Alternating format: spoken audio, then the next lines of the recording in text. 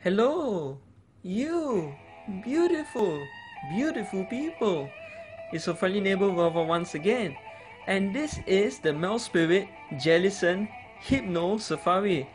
Alright, so in this safari you will be encountering the likes of Ghost Pokemon and Psychic Pokemon, so it will be a good idea to bring those super effective Ghost types and Dark types along with you. So at the start you can bring in a very strong super effective team like the one that I'm bringing right now, which is basically Mega Gengar, Giratina and Darkrai for its high attack power and maybe some useful Sleep Charm against Psychic types. Alright, so the encounter rate of these Safari Pokemons are as follows. So basically, those pre-evolved stage like Frillish, like Drowzee, and even like Elgium, they will have around a 25% encounter rate. And for their evolved forms such as Hypno, Jellicent, and Beheeyem, they will have a 8% encounter rate. Alright, and the toughest encounter rate will be Mesprit, which is one of the Lake Trios, and it will have a 2% encounter rate. So those are the total encounter rates for all of these Pokemons. Alright, and the catch rate, as you can see right here, it will be roughly around 19% to 24%, so it will be pretty tough. But we did catch Frillish and it has a ability which is Vitality Drain, so not too bad. There is no opening move needed for the Frillish stage. However, for this stage for Jellicent, there is actually quite a... I would say there is a pretty optimal move here, which is basically C3 to A4. You can move A4 to C3, C3 to A4. It honestly doesn't matter, but I feel that will be the best way to open up the top center of the board. So with that, afterwards you can just make any optimal moves that you actually would like, and especially since these stages have a really low amount of turns, it is always a good idea to actually focus on most of the important starting moves for these stages. So hopefully in this video I will share with you guys what are some of the best starting moves for at least 5 out of the 7 stages in this safari, so hopefully these tips can actually help you guys out. Okay, so for Jellicent is basically, like I mentioned, it's actually C3 to A4, and with that you should be able to defeat it if you're lucky within one move, maybe within at least 3 moves like I did. And if you did in 3 moves, you get a 21% catch rate. And basically I actually caught Jellicent on its second encounter, so pretty happy with that. Mind Zap, so it is a better Mind Zapper than likes of, let's say, Sharpet for example. Alright, so another interesting thing about this stage, as you can see, I'm back at the Frillish stage, but if you were to bring one of the Safari Pokemon along with you, and if that Safari Pokemon that you brought along happens to be that same Pokemon you encountered in the stage, disruptions, or at least its first ever disruption, will be a multiple coin disruption. So in most of these stages, if not all of these stages, if you don't bring that same identical Safari Pokemon, you will only see 1 coin disruption on the bottom right hand corner. However, if you were to bring the exact same Pokemon similar to that of the stage you encounter, it will summon 4 coins at least, instead of that 1 coin per every starting disruptions. I hope I explained it well enough. And if you were to bring a pre-evolved Safari Pokemon along with you, you will probably get a maximum of 4 coins spawn if that Safari Pokemon you brought along happens to be in that stage itself. However, if you actually do bring in an evolved Pokemon, and if you encounter the likes of Hypno, Jellicent, or Beheeyem, you can get much more coins summoned into the stage as well. And especially, you guys can see, if you guys haven't finished mission card 3 yet, and if you need to make a combo of 100 plus, I would really advise you guys to actually activate your mission card 3 challenge card and actually do these safari stages. Alright, so sometimes you can even get a barrier blocking the coin, so be careful of these Jellicent and frillish stages because they can summon barriers, and there will not be a lot of time for you to match those coins as soon as possible, because sometimes those barriers can actually hinder those coins and you will not be able to make those really nice 4-coin matches. Alright, so just take note of these barrier disruption jellyfish stages if you do want to farm coins on these stages. Alright, so that's pretty much about those special stages that actually have this coin summoning feature. Alright, and the third Pokemon that I did encounter is actually Beheeyem, and there is actually no initial starting move for this stage. What you just want to do is basically destroy those 2 rocks as soon as possible with your very first starting match as possible, and hopefully those your Skyfall combos or your Skyfall drops will actually remove those 2 vertical columns of Beheeyem, and yeah, just free up the board for more combos basically. Alright, so that was a really nice 80 combo, which was actually close to that 100 combo mission card 3 achievement. So again, do activate your mission card 3 challenge if you guys haven't already for that 100 combo achievement. Alright, and we did catch it. It has a 50 base power with block smash, so we probably will not be using it, but it is still useful anyway. Alright, so for the Drowzee stage, there is a pretty good optimal starting move, which is basically E3 to C6. So it's basically the extreme right hand center side moving all the way to the center bottom most row. Alright, so it's basically E3 to C6 or C6 to E3, it doesn't really matter. As you can see, I actually managed to defeat Drowzee within that one move via that starting move, so pretty useful stuff, I would say.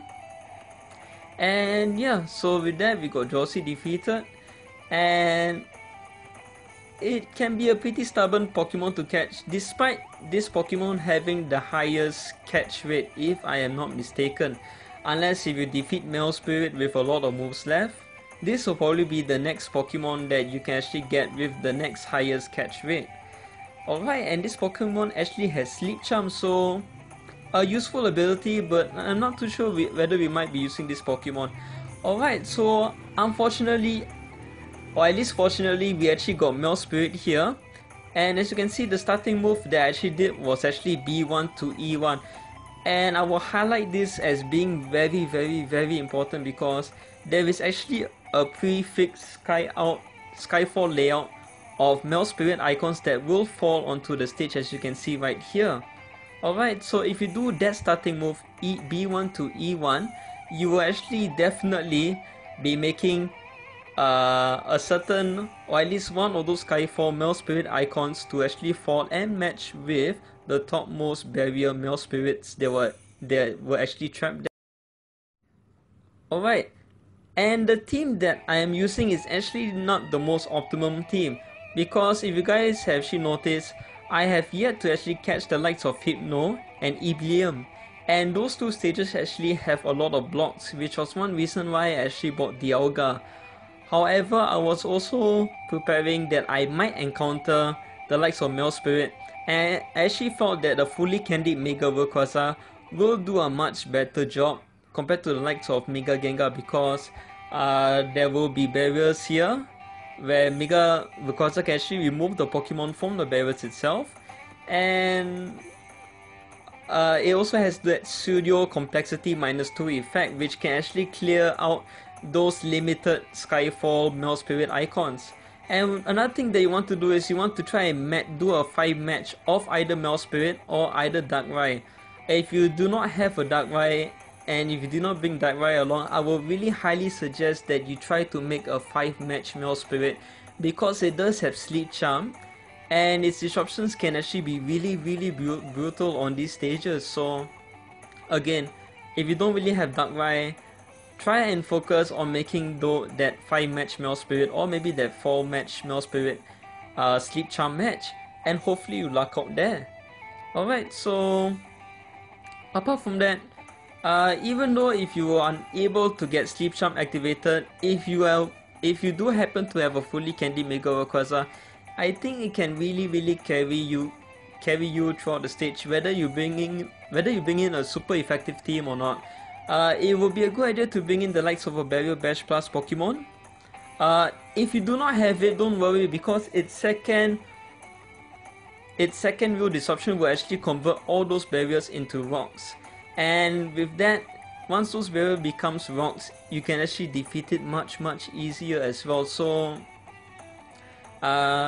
yeah, try to make it sleep after it changes everything to rocks, or try to make it sleep as soon as possible so you don't even have to see any of its disruptions.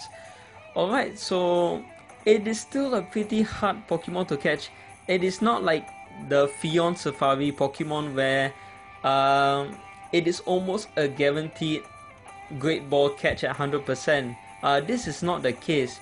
This Mesprit stage is a difficult stage to beat, and it's also a difficult Pokemon to catch as well, so be prepared, guys. Alright, and this Pokemon actually has Sleep Charm, and it is a useful Psychic type, so not too bad. Unfortunately, that Sleep Charm effect can only work on poison types because fighting types are actually immune to Sleep Charm, but it is still useful anyway. Alright, so also in this stage there is also a useful starting move here, and the starting move that I actually usually do here is actually the likes of B5 to D6. Alright, so if I were to show you the move again, if you do B5 to actually E6, you're basically letting that prefix Hypno match itself within that 3 match, and after you do the initial match, you can go and do your Block Smash Plus match, and from there on the ball will be much more free to actually really destroy the stage with more combos with Mega Gengar or even Mega Rayquaza for that matter. Alright, so as you can see, it is pretty much almost the same team that I actually brought along from the Mesprit stage, because I felt that Dialga can actually be pretty helpful in this stage with its Block Smash Plus. Alright, so its ability is not too bad, Sleep Combo, so it can work hand in hand really well with Mesprit Sleep Charm. So while it's asleep, if you were to activate Hypno's ability, you'll be doing much more damage. And the last final, or at least the 7th and final Pokemon that we actually have is Beheeyem. Alright, so like I mentioned, for all this evolved form, if you were to bring, let's say, the Beheeyem along with you, you can get much more coin summon into the stage. If I know, there should be at least 7 coin summon into the stage if you were to bring an evolved form of a Safari Pokemon along with you. So that's basically the idea here. There is no optimum starting move for this Pokemon, I feel, but Block Smash Pokemon can actually do really well here. Alright, so I actually failed on that catch. I had to re-attempt the stage again, and I got a 90% starting catch rate here. And after a lot of hearts, it finally got a super catch rate. And well, hopefully I was just praying that it will not cost too many Great Balls. Unfortunately, I wasn't lucky enough in this case. I had spent 1 Great Ball on Mesprit, I had spent 1 Great Ball on Hypno, and unfortunately this alien of a Pokemon actually took 3 Great Balls for me to capture. So a total of 5 expensive Great Balls, especially for the mobile version, but that's what it is. I just wanted to get the Safari over and done with, and with that we actually caught Beheeyem. So just a recap, there were actually a total of 5 stages that actually had good optimum starting moves, so take note of that. Otherwise, I hope you guys enjoyed the video. If you do, drop a like, it always helps, and I'll catch you all guys in the next video. Take care.